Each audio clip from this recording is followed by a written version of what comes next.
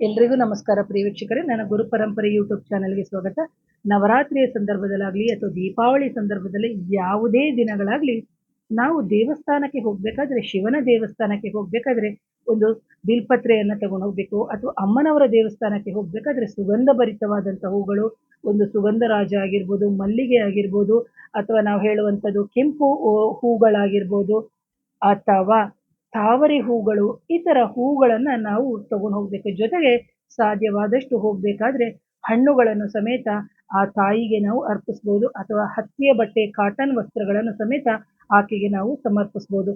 ಇಂತಹ ಸಂದರ್ಭದಲ್ಲಿ ನಾವು ಹೋಗಬೇಕಾದಂತಹ ಸಂದರ್ಭದಲ್ಲಿ ನಾವು ನಮ್ಮ ಏನು ಮನೆತನದವರನ್ನೇ, ಅಂದ್ರೆ ನಮ್ಮ ಗಂಡ ಮನೆ ಮಕ್ಕಳು ಅಥವಾ ಅವ್ರು ಯಾರು ಬರದೇ ಇದ್ದಂತ ಸಂದರ್ಭದಲ್ಲಿ ನಾವಾದರೂ ಹೋಗಿ ನಮಸ್ಕಾರ ಮಾಡ್ಬೇಕು. ಆದ್ರೆ ಇಲ್ಲಿ ಏನ್ ಮಾಡ್ತಾರೆ ಅಂದ್ರೆ, ದೇವಸ್ಥಾನಕ್ಕೆ ಹೋದಂತಹ ಸಂದರ್ಭದಲ್ಲಿ ಪ್ರದಕ್ಷಿಣೆ ಹಾಕೊಂಡು ಬರ್ತಾರೆ. ಪ್ರದಕ್ಷಿಣೆ ಹಾಕ್ಬೇಕಾದ್ರೆ ಮೊದಲು ನೋಡೋದೇ ಜನ ಆ ತಾಯಿಯ ಸೀರೆಯನ್ನ ನೋಡ್ತಾರೆ, ಆ ತಾಯಿಯ ಒಡವೆಯನ್ನ ನೋಡ್ತಾರೆ. ದಯವಿಟ್ಟು ಆ ಜಗನ್ಮಾತೆಯ ಪಾದದಿಂದ ನೀವು ನೋಡಿ ಆಕೆಯನ್ನ.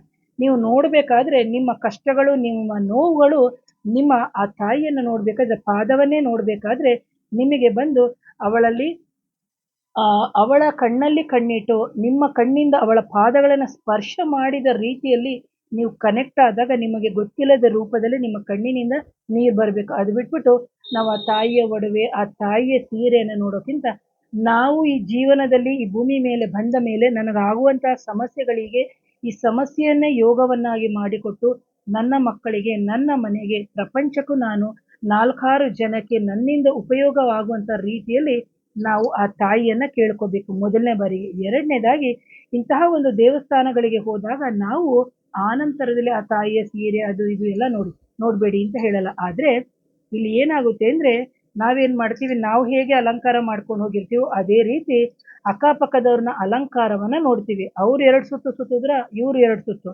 ಹಾಗೇನೇನೆ ಅಕ್ಕಪಕ್ಕದ ಮನೆಯವರ ವಿಚಾರ ಮಾತಾಡೋದು, ಎದುರುಗಡೆ ಮನೆಯವರ ವಿಚಾರ ಮಾತಾಡೋದು, ಇನ್ನೊಬ್ಬರ ವಿಚಾರ ಮಾತಾಡೋದು, ರಿಲೇಟಿವ್ಸ್ ಅವ್ರ ವಿಚಾರ, ಈ ತರ ಎಲ್ಲ ಮಾಡೋದ್ರಿಂದ ನಮಗೆ ಸಿಕ್ಕಿರುವಂತಹ ಪಾಸಿಟಿವ್ ವೈಬ್ರೇಷನ್ಸು, ಜೊತೆಗೆ ನಮ್ಮ ಕಾಸ್ಮಿಕ್ ಎನರ್ಜಿ ಅಂತ ನಾವು ಏನ್ ಹೇಳ್ತೀವಿ, ಅಂತಹ ಒಂದು ಆ ತಾಯಿಯ ಶಕ್ತಿ ಸ್ವರೂಪಿಣಿ ನಮಗೆ ಏನು ಅನುಗ್ರಹವನ್ನು ಕಲ್ಪಿಸಬೇಕೋ ಅಥವಾ ಕಲ್ಪಿಸಿರ್ತಾಳೋ ಅದನ್ನು ಸಮೇತ ನಾವು ನೆಗೆಟಿವಿಟಿ ಮಾತುಗಳಿಂದ ಅಥವಾ ನಮ್ಮ ನಕಾರಾತ್ಮಕ ಆಲೋಚನೆಗಳಿಂದ ನಾವು ಸಿಗಬೇಕಾಗಿರುವಂತ ಎಲ್ಲ ಒಂದು ಏನು ವ್ಯಾಲ್ಯೂಯಬಲ್ ನಮ್ಮ ಎನರ್ಜಿಯನ್ನ ನಾವು ಲಾಸ್ ಮಾಡ್ಕೋತೀವಿ. ಹಾಗೆ ಶಿವನ ದೇವಸ್ಥಾನಗಳಿಗಾಗಲಿ ಯಾವುದೇ ದೇವಸ್ಥಾನಗಳಿಗೆ ಹೋಗ್ಲಿ ಸಕಾರಾತ್ಮಕವಾಗಿ ಆ ದೈವದೊಂದಿಗೆ ನಾವು ಕನೆಕ್ಟ್ ಆಗೋದನ್ನ ಕಲ್ತ್ಕೊಂಡು, ನಾವು ಇನ್ನೊಬ್ಬರನ್ನ ನೋಡದೆ, ಇನ್ನೊಬ್ಬರ ಬಗ್ಗೆ ಯೋಚನೆ ಮಾಡದೆ, ನಮ್ಮ ಪ್ರಕೃತಿ, ಆ ದೈವ, ಆ ಮಕ್ಕಳ ಬಗ್ಗೆ ಯೋಚನೆ ಮಾಡಿಕೊಂಡು ನಮಗೆ ಬೇಕಾದಂತಹ ಸತ್ ವಿಚಾರವಾಗಿ ನಾವು ಒಂದು ಏನು ಮಂತ್ರಗಳನ್ನ ಪಠನೆ ಮಾಡಿಕೊಂಡು, ಸ್ತೋತ್ರಗಳನ್ನ ಪಠನೆ ಮಾಡಿಕೊಂಡು